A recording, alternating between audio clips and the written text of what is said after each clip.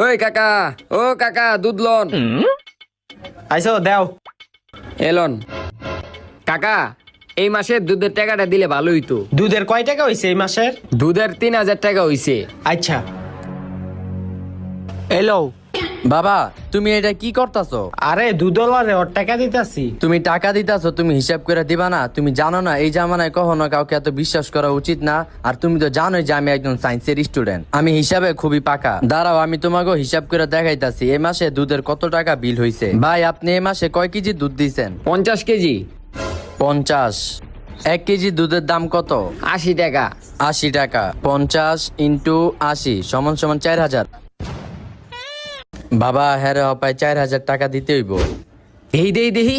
ও কাকা, আমি তো হিসাবে ভুল করছি। 4,000 টাকা হইছে, আমারে 4,000 টাকা দেন। এলো বাবা, তোর দুধের 4000 টাকা।